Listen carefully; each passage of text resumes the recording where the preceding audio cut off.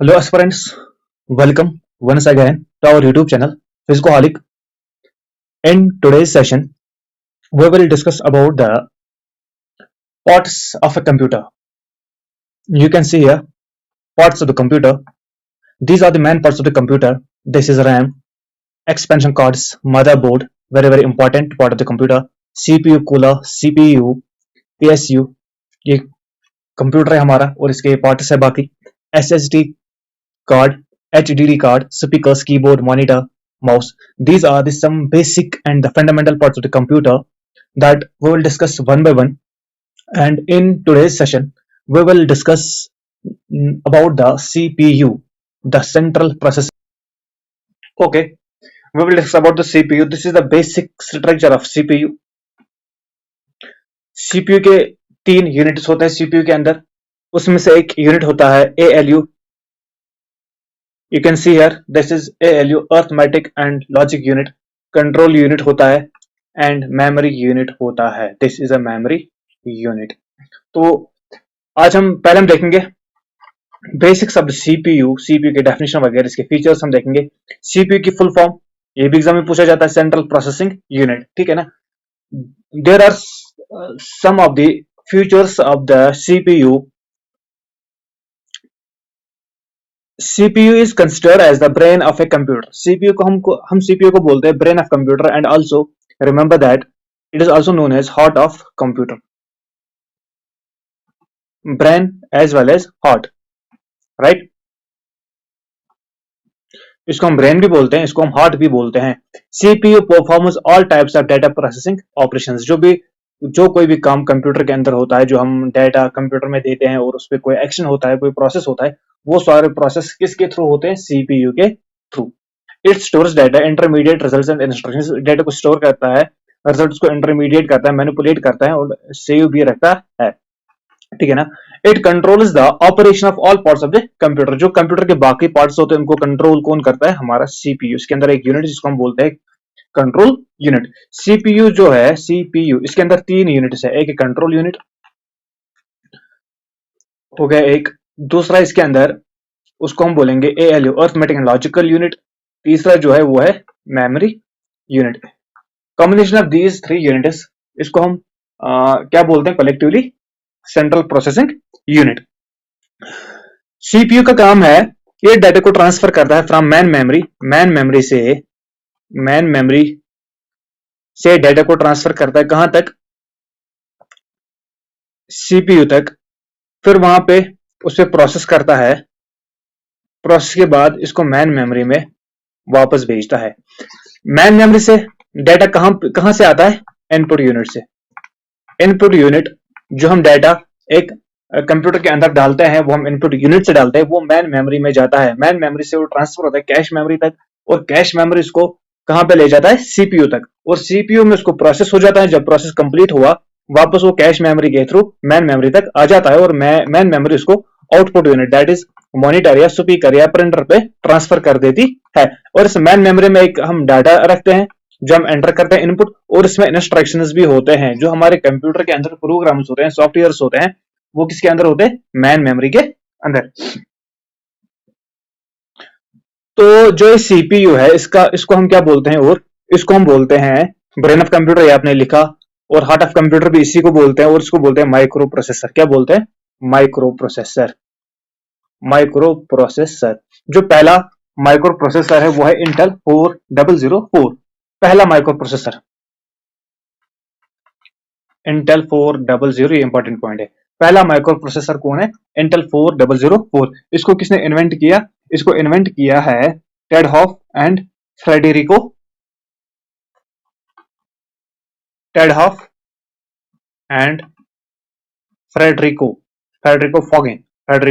फॉगिन.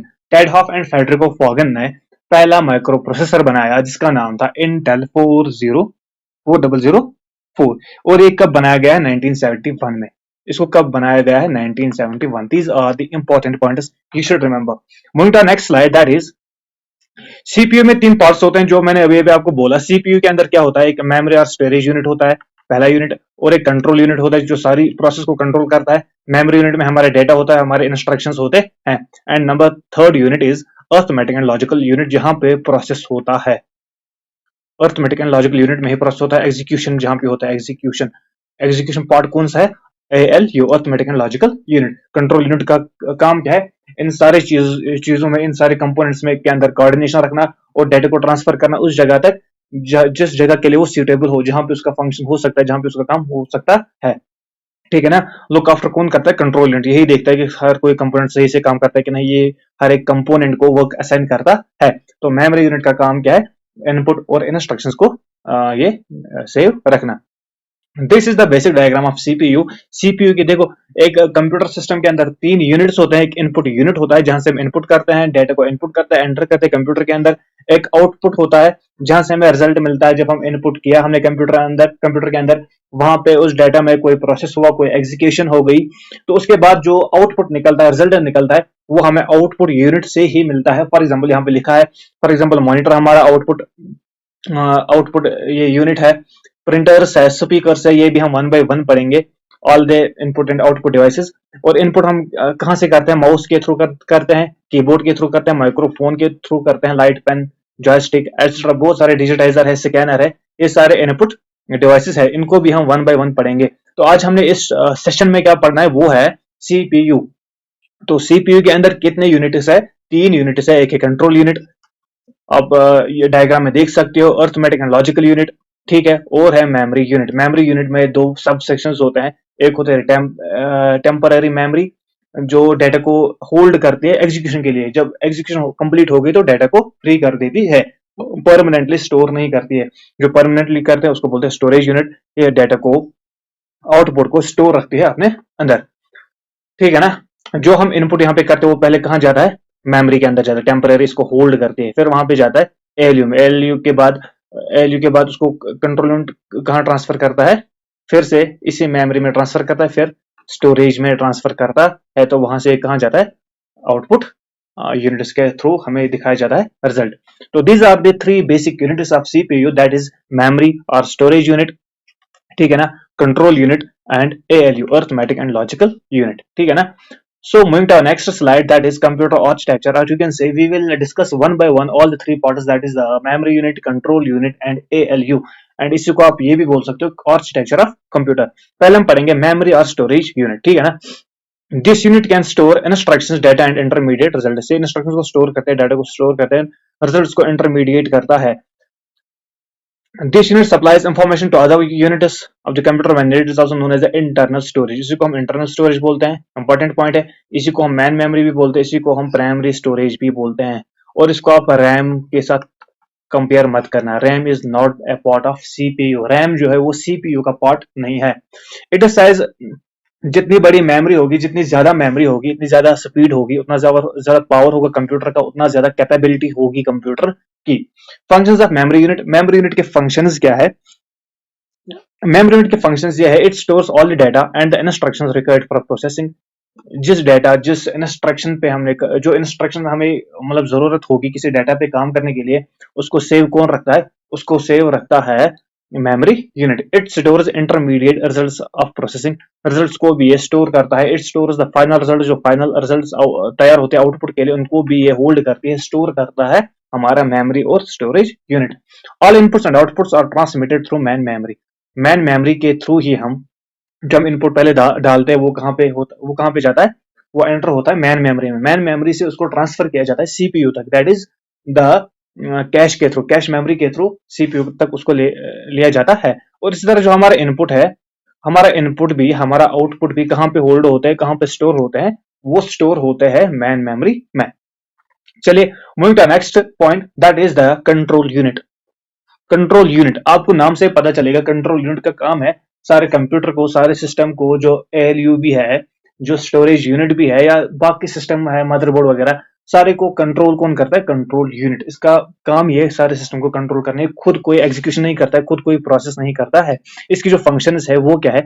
It is responsible for controlling the transfer of data and instructions among other units of a computer. ये data को transfer करवाता है, किस unit को, किस पार्ट ऑफ द कंप्यूटर को कौन सा डाटा चाहिए, किस पार्ट ऑफ द कंप्यूटर पे कौन सा वर्क होना चाहिए, ये सारा डिसाइड कौन करता है? Control unit. It manages and coordinates all the units of the computer. ये सारे यूनिट्स को कोऑर्डिनेट करता है, उनको मैनेज करता है। जो बाकी भी यूनिट्स है कंप्यूटर के, उनको यही कंट्रोल करता है। It obtains the instructions from the memory, instructions ये कहाँ से लेता है? मेमोरी से। इंटरप्रेट देम, उनको इंटरप्रेट करता है। And directs the operation of the computer, और उस पे डिजायरेबल ऑपरेशन करवाता है। It communicates with output, input output unit से के साथ कौन कम्युनिकेट करता है, ये क्वेश्चन आ सकता है। Which are the following communicators with the input output units और devices? You can say the only option is control unit. वही control unit is the only unit जो कम्युनिकेट करता है इनपुट और आउटपुट डिवाइसेस के साथ। इट डज नॉट प्रोसेस और store data, खुद कोई एग्जीक्यूशन नहीं करता है, खुद कोई प्रोसेस नहीं करता है, और ना ही खुद ये डेटा को स्टोर करता है। Moving to our next point, that is the ALU, arithmetic logic unit. Arithmetic logic unit सारा प्रोसेस, एग्जीक्यूशन जो है ना, एग्जीक्यूशन यहाँ पे ही होता है। एग्जीक्यूशन आप यहाँ प्रोसेस बोलो, एग्जीक्यूशन और प्रोसेसिंग कहाँ पे होता है? वो ALU में होता है। इसके दो सब सेक्शन है, एक है अर्थमेटिक सेक्शन। अर्थमेटिक में आप क्या कर सकते हो? अर्थमेटिक में आता है प्लस, माइनस, डिवाइड, मल्टीप्लीकेशन, इसको बोलते हैं अर्थमेटिक ऑपरेशंस। और लॉजिकल सेक्शन में आता है कंपैरिजन, ठीक है ना। कंपैरिजन का मतलब क्या होगा? Equal to, greater than, less than, greater than equal to, less than equal to, etcetera. OR NOR operations, XOR operations, gate operations, OR operations, ये ऑपरेशंस भी कहां पे होते हैं? लॉजिकल यूनिट में। Functions of arithmetic section is to perform the arithmetic operations like addition, subtraction, multiplication and division, ठीक है ना।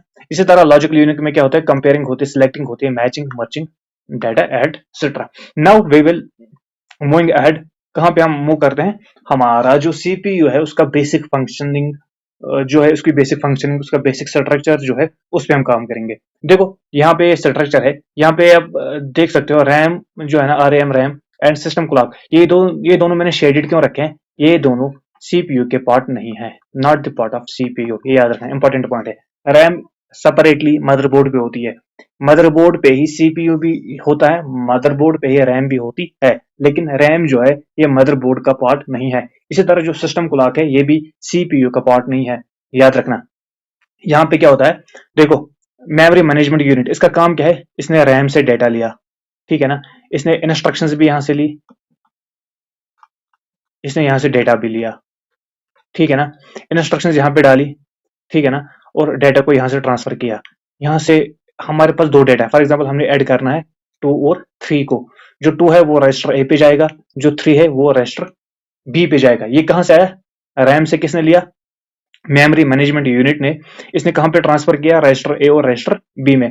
तो रजिस्टर ए और रजिस्टर बी ने कहां पे इसको ट्रांसफर किया? एएलयू में। एएलयू में हमारा डेटा पहुंचा। अब जो हमने कमांड दी, हमने कौन सा मतलब प्रोसेस इस पे चाहिए, कौन सा एग्जीक्यूशन हम इस पे चाहिए, वो भी हमने मतलब कमांड कंप्यूटर को दे दी। वो भी रैम में गया, कंट्रोल यूनिट ने रैम को बताया कि यार इस पे एडिशन करना है। फॉर एग्जांपल हमने एडिशन का कमांड दिया, कंट्रोल यूनिट ने रैम को बताया कि एडिशन करना है, या कंट्रोल यूनिट ने मैनेजमेंट यूनिट को बताया कि इस पे एडिशन करना है। तो मेमोरी मैनेजमेंट यूनिट ने एडिशन वाला इंस्ट्रक्शन कहां से लिया? रैम से। उसको कहां पे ट्रांसफर किया? कैश मेमोरी में। कैश मेमोरी ने उसको कहां पे भेजा? इसने इसको भेजा अर्थमेटिक एंड लॉजिकल यूनिट। यहाँ पे ऑलरेडी हमारा डेटा जो है 2+3 जो हमने करना था वो यहाँ पे पहुंचा है, और 2 और 3 यहाँ पे पहुंचा, और यहाँ से एडिशन पहुंचा, प्लस पहुंचा, ये इंस्ट्रक्शन पहुंचा। तो यहाँ पे प्रोसेस हो गया और हमारा रिजल्ट यहाँ पे 5 निकला। वो 5 कहाँ पे गया? एक्यूमुलेटर पे। एक्यूमुलेटर ने कहां पे इसको ट्रांसफर किया? इंस्ट्रक्शन पॉइंटर पे। इंस्ट्रक्शन पॉइंटर ने इसको कहां पे ट्रांसफर किया? फिर से मेमोरी पे ट्रांसफर किया, उसने कंट्रोल यूनिट पे ट्रांसफर किया, कंट्रोल यूनिट ने आउटपुट डिवाइस पे दिखाया। This is the working of CPU. इस तरह से आप एक्सपेक्ट कर सकते हो, इस तरह से हमारा सीपीयू वर्क करता है। Now we will discuss one by one. ये मैंने आपको एक फुल फ्लेज्ड मैनर में नहीं बताया, अब हम वन बाय वन डिस्कस करेंगे कि क्या वर्किंग स्टाइल है सीपीयू का, ठीक है। चलिए, the arithmetic logical unit performs the arithmetic and logical functions like the work of the computer. The A and B registers hold the input data, जो हम input data डालते हैं, जिस पे हमने वर्क करना है, जिस पे हमने इंस्ट्रक्शन एग्जीक्यूशन करनी है, वो डेटा कहां पे जाता है? रजिस्टर ए और रजिस्टर बी में। And the accumulator receives the result of the operation. फिर जब वो रिजल्ट मिलता है उसको कौन ये रिसीव करता है? अक्यूमुलेटर। अगर क्वेश्चन आया कि अक्यूमुलेटर क्या रिसीव करता है, इनपुट आउटपुट है क्या, जो रिजल्ट फुल फ्लेज्ड फाइनल हो जाता है, तो एएलयू उसको ट्रांसफर कहां पे करता है? एक्यूमुलेटर में, ठीक है ना। द इंस्ट्रक्शन रजिस्टर, यहां पे आपने देखा instruction register and instruction pointer. Instruction register क्या करता है, contain the instructions that the ALU is to perform. यहां पे हमने इंस्ट्रक्शन रजिस्टर उस इंस्ट्रक्शन को होल्ड करता है, लाता कहां से, मैन मेमोरी से लाता है या रैम से लाता है। तो होल्ड करता है किसको देने के लिए, सीपीयू को ट्रांसफर करने के लिए, कि सीपीयू को बोलता है कि तुझे ये ऑपरेशन करना है, ठीक है ना। For example when adding two numbers, जो मैंने अभी बताया 2 + 3, one number is placed in A and another is placed in register B, the value performs the addition and put the result in the accumulator, जो आपको मैंने अभी समझाया। हो गया कंप्लीट। इसके बाद हम पढ़ेंगे instruction register and instruction pointer. देखो यहाँ पे है इंस्ट्रक्शन रजिस्टर, ध्यान से देखना पिक्चर को, यहाँ पे है इंस्ट्रक्शन पॉइंटर। इनका काम क्या है, इनका काम है the instruction pointer specifies the location in memory containing the next instruction. Instruction pointer का काम क्या है, एक हुआ एएलयू में जो काम चल रहा है, फॉर एग्जांपल यहाँ पे एडिशन अभी हो रहा है, जब ये एडिशन कंप्लीट करेगा ये रिजल्ट ट्रांसफर करेगा एक्यूमुलेटर को। इस एग्जीक्यूशन के बाद इस एएलयू का काम क्या है, इसको नेक्स्ट ऑपरेशन क्या करना है, वो कौन प्रेडिक्ट करता है, वो प्रेडिक्ट करता है इंस्ट्रक्शन पॉइंटर। ये तब तक उस इंस्ट्रक्शन को लोड करता है, तैयार रखता है एएलयू को देने के लिए, तैयार रखता है सीपीयू को देने के लिए। ये प्रेडिक्ट करता है कि इसके बाद मेरे सीपीयू को क्या करना है। दैट मीन्स जो करंट ऑपरेशन होती है, करंट ऑपरेशन के बाद जो नेक्स्ट ऑपरेशन होता है ना, उस इंस्ट्रक्शन को लोड कौन करता है, इंस्ट्रक्शन पॉइंटर, इंस्ट्रक्शन पॉइंटर, ठीक है ना। When the CPU completes the execution of the current instruction, जब करंट एग्जीक्यूशन कंप्लीट होती है, the next instruction is loaded into the instruction register from the memory location pointed to by the instruction pointer. Instruction pointer next execution कहां पे load करवाता है तब तक, instruction register में। After the instruction is loaded in the instruction register, the instruction register pointer is incremented by one instruction address. Incrementing allows it to be ready to move the next instruction to the instruction register. Instruction pointer क्या करता है, next desirable execution को transfer करता है instruction register में, और instruction register क्या करता है, जो ही यहाँ पे करंट वाला एग्जीक्यूशन खत्म हो गया, इंस्ट्रक्शन रजिस्टर दूसरे वाले एग्जीक्यूशन को यहाँ पे ट्रांसफर करवाता है। होप आपको समझ आया होगा। नाउ यहाँ पे देखिए कैश, जो कैश मेमोरी है, cache memory is the closest memory to the CPU, cache memory is faster than RAM. Cache memory के 3 लेयर्स आते हैं, L1, L2, L3। ये क्या है हमारा L1D, ये है हमारा L1I। L1D का काम क्या है, ये डेटा को होल्ड करता है, एंड L1I का काम क्या है, ये भी कैश मेमोरी है, ये हमारे इंस्ट्रक्शंस को होल्ड करता है। Layer first, layer second and layer third. Layer first का काम क्या है, layer first is closest to CPU, CPU के सबसे नजदीक कौन सी है, लेयर फर्स्ट। यहां से आप देखते हो लेयर फर्स्ट यहां पे है, लेयर फर्स्ट यहां पे है, तो दूर कौन सा हुआ, L2 and L3। L2 and L3 का काम क्या है, जो नेक्स्ट करंट के बाद जो अगला ऑपरेशन होने वाला है, ये उनको होल्ड करता है या प्रेडिक्ट करता है कि कौन सा ऑपरेशन होने वाला है नेक्स्ट। तो उस इंस्ट्रक्शन को, उस डेटा को तब तक ये L2 एंड L3 होल्ड करते हैं। L1I का काम क्या है, इंस्ट्रक्शन को होल्ड करना, और L1D का काम क्या है, डेटा को होल्ड करना और उसको ट्रांसफर करना ALU में। Now look here, cache, this is cache memory, इसकी प्रोनाउंसिएशन है कैश, ठीक है ना। The CPU never directly access RAM, CPU जो है वो रैम के साथ कम्युनिकेट नहीं करता है, डायरेक्टली एक्सेस रैम को नहीं करता है, ठीक है ना। Point first, modern CPUs have 1 और मोर लेयर्स ऑफ कैश, 3 लेयर्स आते हैं, L1, L2, L3, ये मैंने आपको भी बताया। The CPU's ability to perform calculation is much faster than RAM, जितना सीपीयू की स्पीड है, सीपीयू की स्पीड कहीं ज्यादा है रैम से। दैट मीन्स ये रैम को डायरेक्टली एक्सेस नहीं करेगा, क्यों, अगर इसने रैम को डायरेक्टली एक्सेस किया, रैम इसको डायरेक्टली डाटा प्रोवाइड नहीं कर पाएगी, क्योंकि रैम की स्पीड कम है एज कम्पेयर टू सीपीयू। इसलिए इसके दरमियान क्या रखा, कैश। कैश की मेमोरी फास्ट है रैम से, तो सीपीयू डाटा किसको मांगता है, कैश को। कैश के पास वो अवेलेबल होता है क्योंकि बहुत फास्ट है, तो ये रैम से जल्दी मंगवा के इसको अवेलेबल करवाता है। That is why CPU directly क्यों एक्सेस नहीं करता है रैम को, क्योंकि सीपीयू की स्पीड कहीं ज्यादा है एज कम्पेयर टू रैम, तो रैम उसको जल्दी जल्दी डाटा नहीं प्रोवाइड कर सकता है।